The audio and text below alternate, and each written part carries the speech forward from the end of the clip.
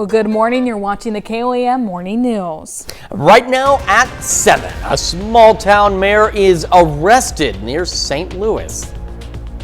But first, a facility in Joplin is providing children with a safe place to stay. We take a look at how the community is supporting this vital mission.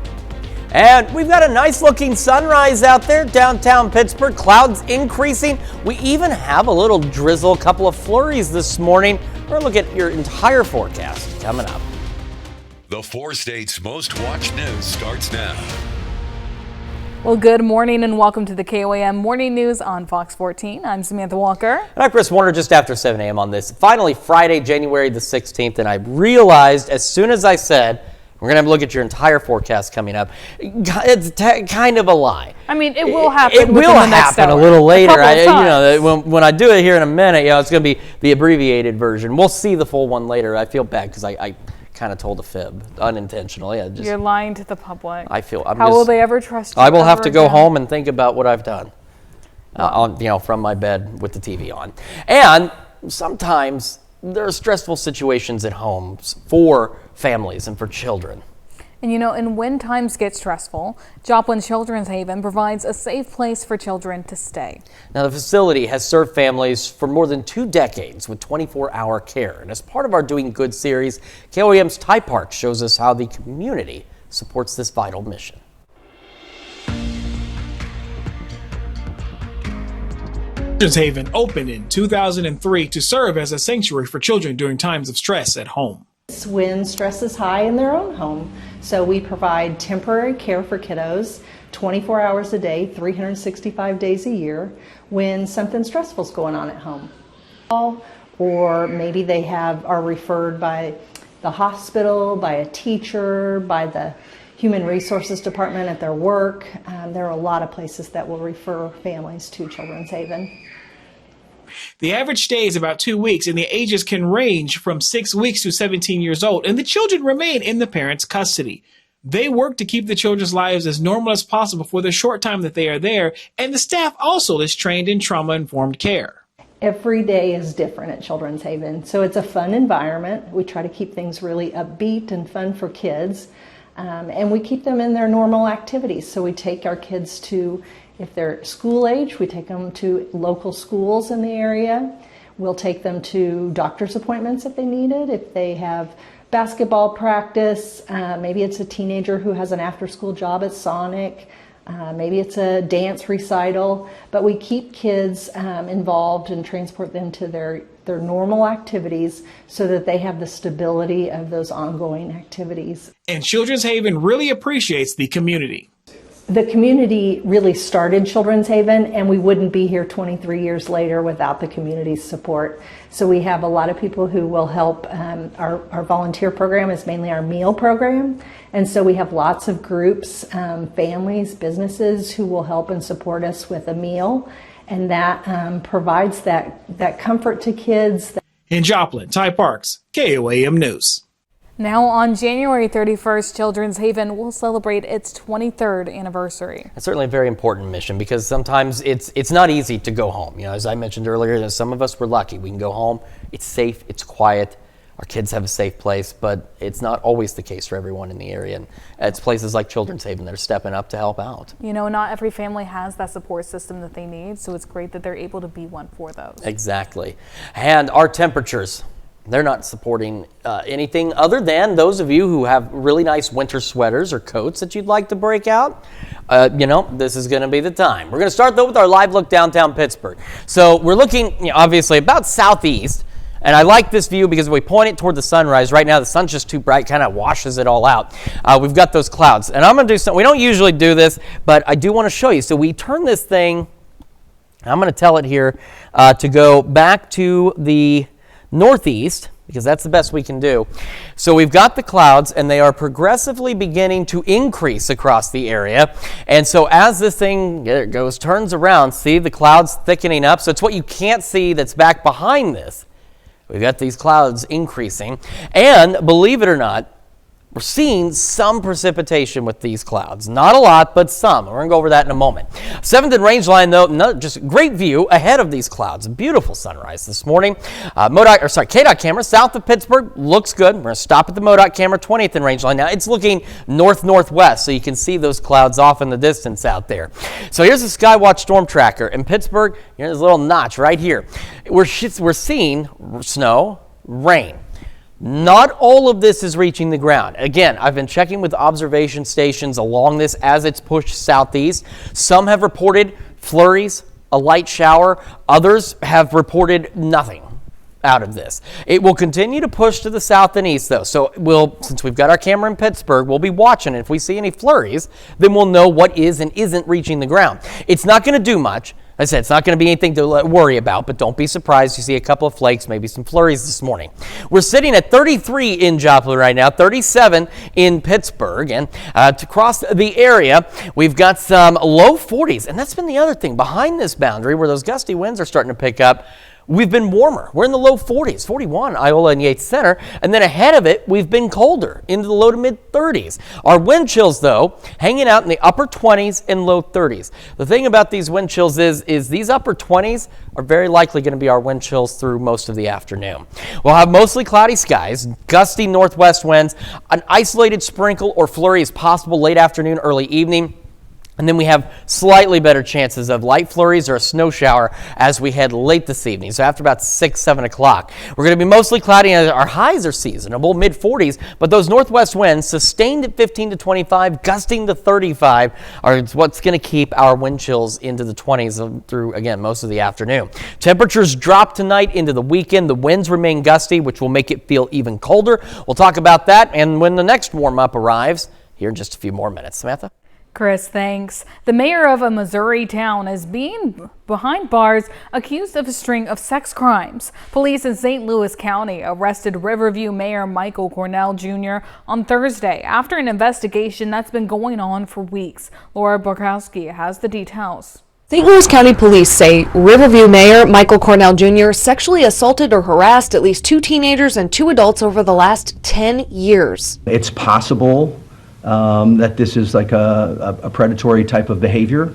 And we're concerned that if he was, willing to do it to a minor, that there may be other minors that we're just not aware of. Detectives say the investigation started in December after a victim came forward to another law enforcement agency that passed off the case to St. Louis County. Court documents say in 2016 and 2017, Cornell sexually assaulted a teenager repeatedly. At least one other victim was also assaulted at Cornell's home during that time. In 2024, documents say Cornell repeatedly harassed another victim in his car and in his office. And in December of last year, police say he sexually assaulted the 4th victim at his home. Police raided his home and office at City Hall and found child pornography on his phone. To every victim, we recognize it is easy for us to say this, as we have not lived your experiences, we have not walked in your shoes.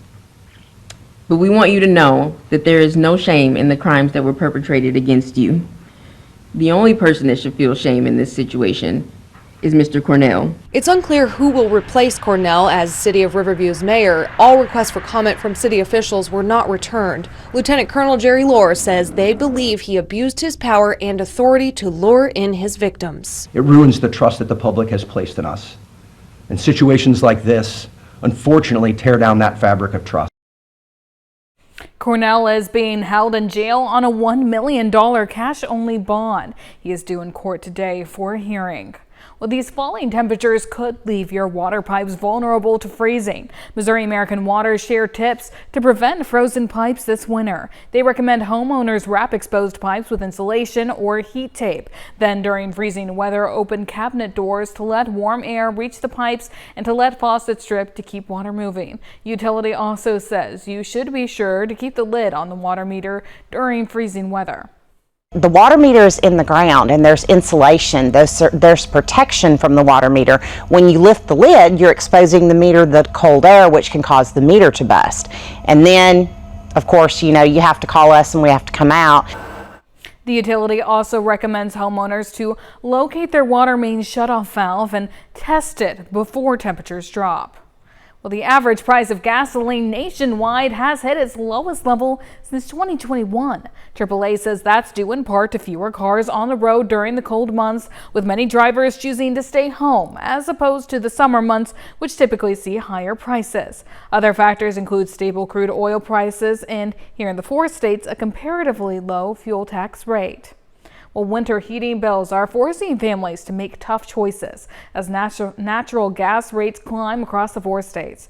In Southwest Missouri, Spire customers face a 10% increase. Chris Bryan breaks down what's driving these higher costs.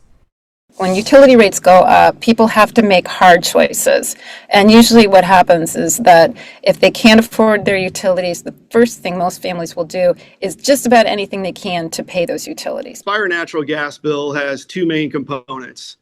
About 60% of that is your customer charge and your volumetric charge. And that's the charge that we need to supply service in Missouri to your house. Cranking up the thermostat over the winter also cranks up what we pay for that heat. And about 40% of your bill is the purchase gas adjustment. And so those are the costs of us buying actual natural gas in the wellheads in Oklahoma, Texas, shipping it throughout the country on interstate pipelines to Missouri. According to the Consumers Council of Missouri, customers in Missouri have seen rate increases for Ameren and Spire since 2020. Is that both Ameren and Spire residential customers have experienced substantial recent increases, and that those increases outpace both national inflation and state wages. And there's some headlines and large percents in this report, but they're just looking at winter.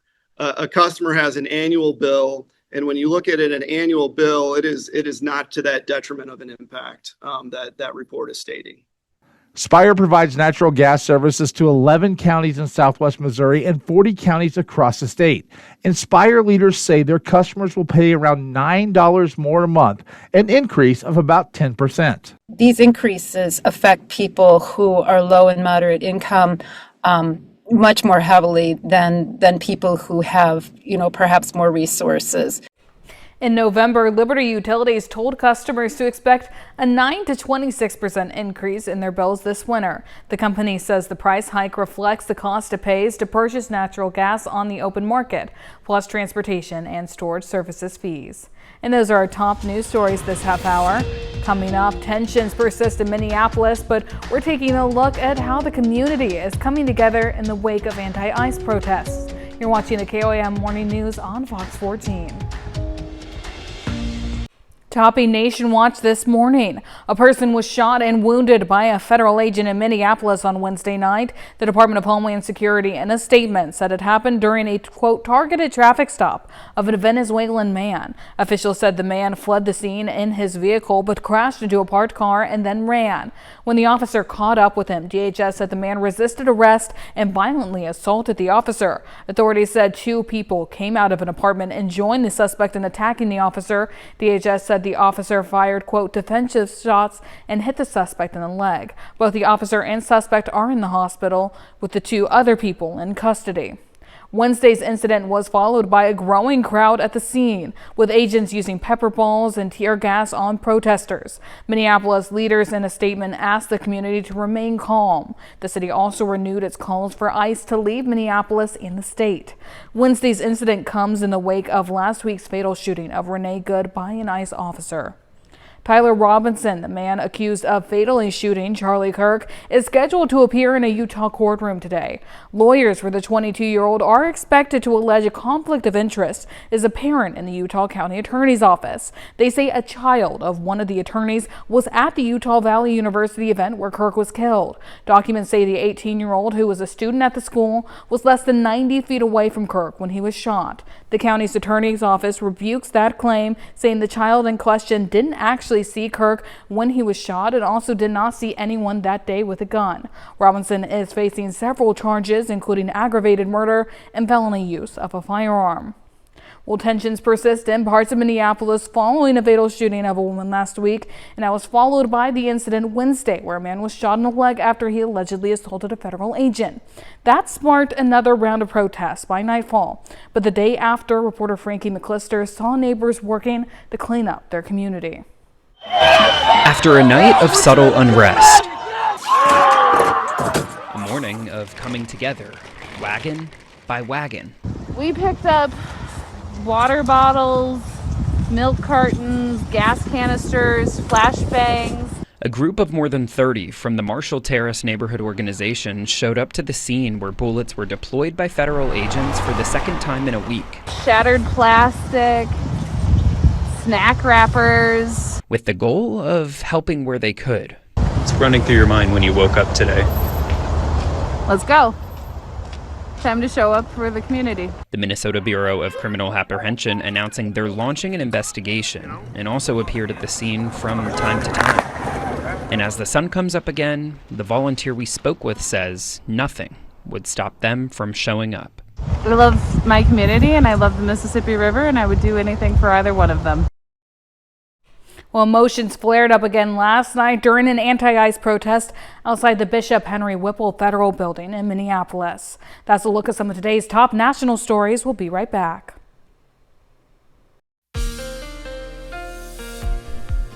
Welcome back to the KOAM Morning News at 7:20 now on this Friday morning. We're starting with the Skywatch storm tracker because, again, what looks like an impressive amount of some rain and snow out there isn't as impressive as it looks. Not all of this has been reaching the ground. We have had some reports, some reporting stations, some light rain, even light flurries, but there hasn't been anything overly significant. But as it continues to push off to the southeast, if you do see a flurry or even a sprinkle or two, don't be surprised. All right, this isn't much, but it's part of that boundary. And as it slides through on the backside, those northwest winds are going to start to ramp up across the area.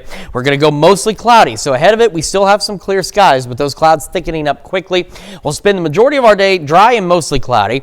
Could get an isolated flurry or sprinkle late afternoon, early evening, but it's going to be after 6 or 7. We'll start to see an opportunity for a few flurries and a few snow showers out there as temperatures drop. Now, as you can see on future track, here we are at midnight. Most of this is very isolated. Not all of it necessarily will reach the ground, and whatever does isn't expected to add up to too much, but bridges and overpasses where they're already going to be colder, anything that falls, if it happens to melt at all, could freeze. So you do want to watch out for slick spots if you happen to see any of this wintry precipitation.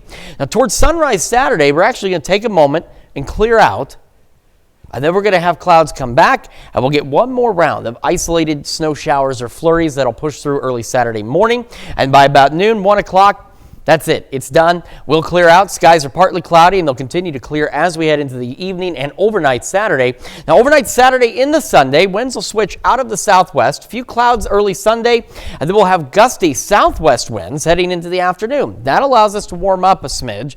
However, as we head into the afternoon and evening, those winds are going to shift out of the northwest, and another boundary pushes through, and that's going to drop our temperatures again Sunday night into Monday. So here's a look. There's the darker clouds, the thicker clouds off to the north at 7th and Range Line. The sunrise and the partly cloudy skies off to the south side, and of course we're looking east. So clouds will increase. We're at mid-30s to start the day, low 40s by 11. Now, a piece of emphasis here is we're going to go into the mid-40s. Our highs today, pretty seasonable, right? That's about average. The problem is these northwest winds, 15 to 25, gusts to 35. That poses a problem for travelers, especially high-profile vehicles, but it will also keep our wind chills into the 20s through most of the afternoon. So it's going to feel a lot colder out there. Mostly cloudy through the evening. Again, a couple isolated flurries, light snow shower possible. Mid-30s by 10, low 20s tonight. And those northwest winds still gusting to 30. So we're looking at wind chills about 5 to 10 above zero. Now, our northern counties, sometimes you do get a little colder than the rest of us. You may drop into the mid-teens. If you do get that cold, you're looking at wind chills that could be at zero or even below zero by a little bit as we head into Saturday. Wind chill Saturday, we'll spend the majority of the day in the teens. We're only going upper 20s, low 30s, and those northwest winds still gusting to 25. And then we'll have overnight lows of about 11 for Saturday night. Sunday, again, it's a pinch warmer, low 40s. Then we get cold again Sunday night into Monday. Then we warm up again Tuesday through at least Friday. Could get some showers, and that system will bring our temperatures back down into the 30s by next weekend. Let's check your forecast. We're back with more right after this. Topping Health Watch. President Trump has unveiled his new health care plan. The multi-pronged proposal aims to lower drug prices and reduce health insurance premiums. It also includes a plan to send money directly to consumers as opposed to insurers and aims to increase price transparency. The proposal comes after subsidies for the Affordable Care Act expired at the end of 2025. About 22 million people benefited from those enhanced tax credits. A nonpartisan health policy research group, KFF, says without those credits, premiums paid by consumers will more than double in 2026. Spring and Mulberry has expanded its voluntary recall of chocolate bars due to possible salmonella contamination. According to the U.S. Food and Drug Administration, the recall now consists of additional flavors. In addition to mint leaf, they include Earl Grey, lavender rose, mango chili, mixed berry, mulberry fennel, pecan date, and pure dark minis. The chocolate bars have been sold online and at retailers nationwide since September 15th. 2025. To date, no one has reported getting sick. If you have any of these chocolate bars, throw them out. You can request a refund or a replacement from Spring and Mulberry. A full list of the recalled products, lot codes, and box colors can be found on the FDA's website. Well, there's growing outrage in Minnesota following reports of immigration officers detaining patients inside hospitals. Now, a dozen state lawmakers are calling for change. Jason Rentala has the report. The last month or so has been a lot more anxiety driven. Jeremy Olson is second vice president with the Minnesota Nurses Association and a registered nurse at HCMC. Olson says that anxiety is driven by recent reports of ICE at Minnesota hospitals like his. Politics should not be right at the bedside. Last week, healthcare workers and community organizers expressed outrage after Unidos MN reported that ICE was allowed to stay at a patient's bedside for more than 24 hours, alleging a patient was handcuffed to a bed, all without a judicial warrant. A spokesperson for Hennepin Healthcare acknowledged the incident, saying the federal agents left after they were asked for documentation. Now a dozen DFL lawmakers are calling for change. As someone who takes care of patients in the hospital, I want my patients to feel and be safe. Liz Bolden is both a nurse and DFL state senator. She says even the potential presence of ICE is a barrier to patients receiving care. Detaining and really targeting and going after people who are quite ill. There's one example of a gentleman with a rare genetic disorder. There is a crisis among our Latina and Somali families. Jana Gerwitz O'Brien is president-elect of the Minnesota American Academy of Pediatrics. She says fear of going to the doctor has led to a rash of appendicitis that should have been treated earlier. People have been delaying care because of fear that ICE is going to show up at the hospital. Those dozen lawmakers, including Bolden, are now asking Minnesota hospitals for clear and proactive policies regarding ICE. And to be having these discussions around what is in the best interest of the patient. Well, coming up, some unique candy flavors are hitting shelves for National Soup Month. The 4 states' most watched news starts now. Welcome back to the KOAM Morning News on Fox 14. It's currently 7:32. I'm Samantha Walker. The Pittsburgh Art Walk celebrates a major milestone this year as the community event reaches its 20th anniversary. Organizers with the Pittsburgh Arts Council gathered at Toast last night to brainstorm ideas for the 2026 celebration with artists, musicians, vendors, and business owners. One big idea discussed is to have a mural that the community would paint on site during the next Art Walk. Organizers say community input helps shape each year's success. We've changed the time before, we changed the day to a Saturday instead of a Friday because of some input, and that allows for more people to be involved. The 20th anniversary Spring Art Walk is set for April 18th with a second fall event planned for September 19th. Now here's Chris Warner with a quick look at your forecast. Yeah, we are going to start, of course, with a live look downtown Pittsburgh, where down to the south, skies are still fairly clear, but look up above, you see the clouds moving into the Pittsburgh area right now. And take a look at that shot from 7th and Rangeline. Talk about interesting. We got the sunrise, we got the orange colors, the clouds are increasing from the north. It just looks amazing out there from on the Westco camera at 7th and Rangeline. Just looks fantastic. KDOT camera, 69400, just south of Pittsburgh. There's the sun. Roads are clear. And same from the MoDOT camera, 20th and Rangeline. Clouds off to the north, otherwise still clear for now, but these clouds will continue to build in. Skywatch Storm Tracker is still showing this band of snow and rain As I mentioned, though, most of this is not reaching the ground, and what is very light. We've had some flurries, we've had some light showers reported, but most of this, again, is not really making it to the ground. It's not to say all of it isn't, but most of it is not. But this is that boundary, and as it continues to push through, winds are going to increase, and it's going to be a bit chilly out there. We're sitting at 33 in Joplin, 37 in Pittsburgh right now, and temperatures around the area up to the north and west, it's a pinch warmer, upper 30s. We got a couple of 40s in Yates Center and Chanute. Down to the south and east, a little cooler ahead of this boundary, low mid 30s out there, and the wind chills hanging out into the upper 20s and low 30s. The thing about these wind chills to keep in mind is that these wind chills are very likely going to be what it feels like through most of the afternoon once these northwest winds ramp up. Mostly cloudy skies today. Could get an isolated sprinkle or flurry late afternoon, early evening, but after about 6 or so, that's when we'll get some opportunities for a couple of additional isolated flurries or snow showers. And just a reminder, we're not expecting anything out of any of the snow showers tonight into tomorrow morning. Most of us won't see anything, and those that do, it's not expected to be that big of a deal.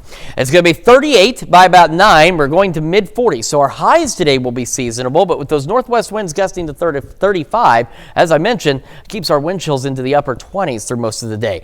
Much colder tonight, tomorrow night, and those winds won't let up, keeping our wind chills very low. We'll go over those details with you here in just a few more minutes. Samantha? Thanks, Chris. First Baptist Church Joplin is hosting a blanket drive to benefit the people at Souls Harbor. The church hosts several drives throughout the year to give to those in need, and blankets are typically a big need for Souls Harbor as the temperatures drop. They can be shared. You know, it's not just one person that can use a blanket. Maybe there's mamas with kids and they can share the blanket together, whereas jackets or shoes, that's for one person. The drive will continue until January 25th. You can drop off new unused blankets at the First Baptist Church Joplin in their donation bins. Well, college students brought Dr. Martin Luther King Jr.'s powerful words to life at the Ellis Fine Arts Center yesterday. Fort Scott Community College and Pittsburgh State University students performed a tribute reading of Dr. King's letter from the Birmingham jail during a Lunch and Learn event. Event organizers say these celebrations focus on bringing people together and embracing diversity. All of these celebrations, you know, we're trying to encourage people to be open, welcoming, regarding diversity, celebrating the individual contributions of just this wide range of people. Fort Scott continues MLK Day with a food drive, documentary screening, and a drugstore sit-in lunch and learn event at the Ellis Fine Arts Center on Monday.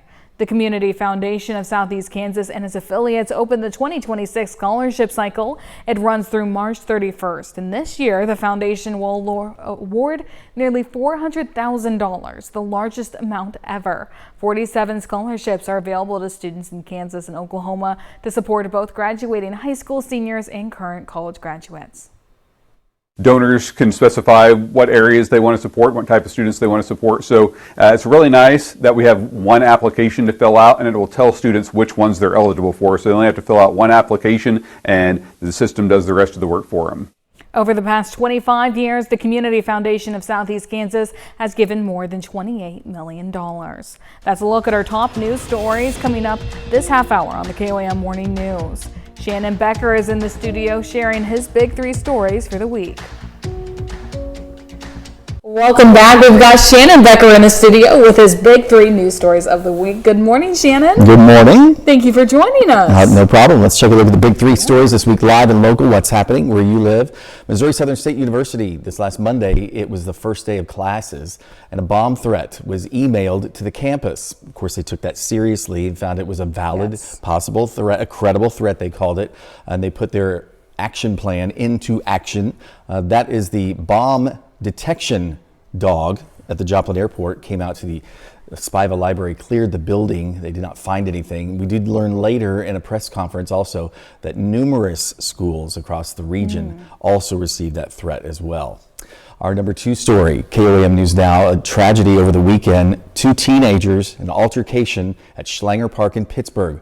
One teenager shot and killed. A second teenager, 17-year-old, unnamed still, is charged with first-degree murder. It happened, of course, at Schlanger Park. The community has been supporting this family all this week, and tonight there will be a fundraiser between 5 and 7 for the Adam Basuri family.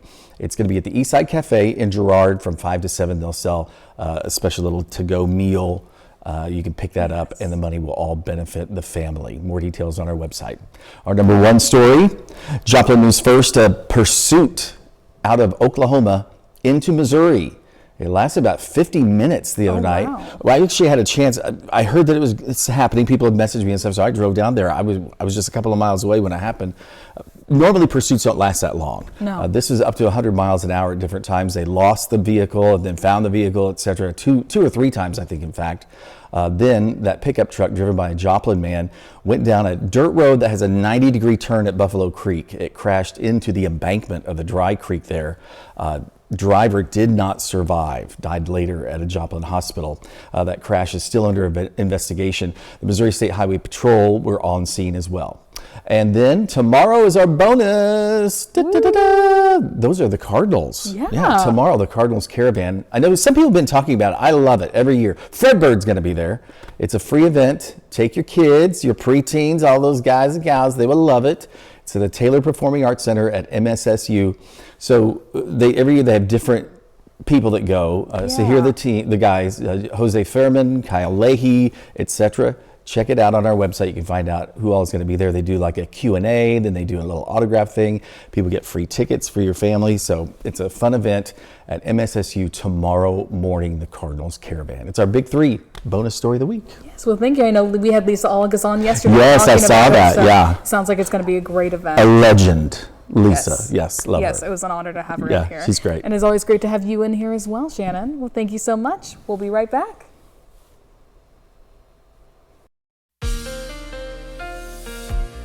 Welcome back to the KOAM Morning News 745. Now we're going to start Skywatch Storm Tracker, where again we have what looks like an impressive little band here of some light snow and light rain. Not all of this is reaching the ground. A lot of it really isn't. The better chances are going to be in our far eastern counties, but even then, reporting stations not picking up on too much out there. But it's associated with the boundary that's pushing through. That's going to bring in those gusty northwest winds back behind it, and with those northwest winds pushing 30, 35 miles an hour at times, it can keep our wind chills quite cold as well.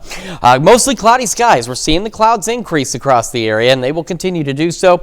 Late afternoon, early evening, an isolated sprinkle or flurry will be possible. And then after 6 or so, we'll start to see other little flurries or snow showers pushing in. So as you see by midnight, a lot of this is fairly isolated, and not all of it necessarily is going to reach the ground. Once this first little round pushes through, we'll actually clear out briefly towards sunrise tomorrow, and then we'll see a little bit of cloud cover come back. And our last round of isolated flurries and snow showers will push through in the first half of our Saturday and begin moving out by Saturday afternoon, and the clouds will follow suit as well. The problem we're going to face is the gusty winds today, tonight, tomorrow night, and into Sunday as well. That's going to keep it feeling a lot colder out there.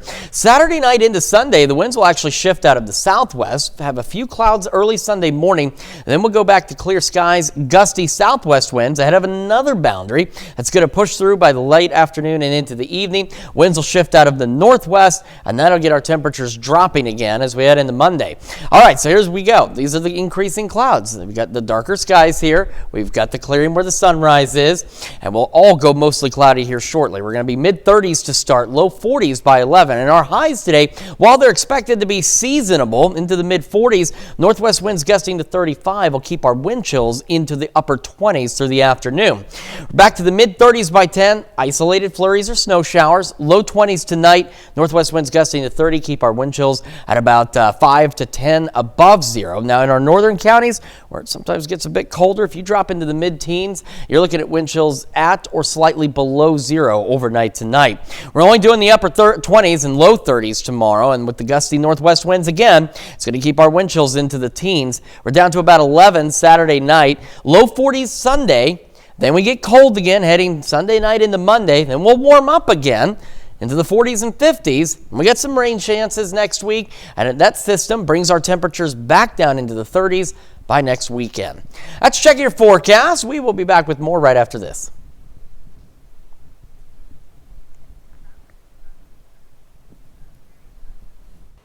Now, is it hard to resist or a hard pass? Progresso is bringing back its hard candy-like soup drops for National Soup Month. Now, the flavors are chicken noodle, tomato basil, and beef pot roast. The company is offering a bundle which includes a can of actual soup. That way you can compare, you know? I guess so, yeah.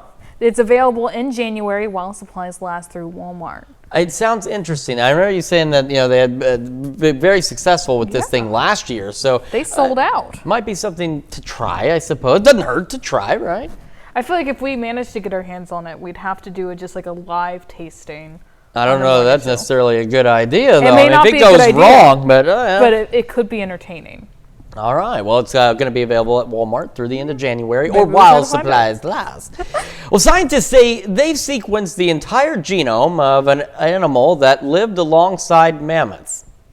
Why are we still playing Jurassic Park here? It's a horned giant called a woolly rhinoceros. It looks a little terrifying. Yeah, it Researchers say they got its DNA from the stomach of a frozen baby wolf. The pup's last meal is now 14,000 years old. Okay. Well, the researchers say this is the first full genome sequencing from an animal found in the stomach of another animal. Okay. They say they're trying to learn more about how the woolly rhinos went extinct. And that's fine. Just don't bring them back. I mean, why is it none of these folks have watched Jurassic Park to see how this could go wrong? Oh. No.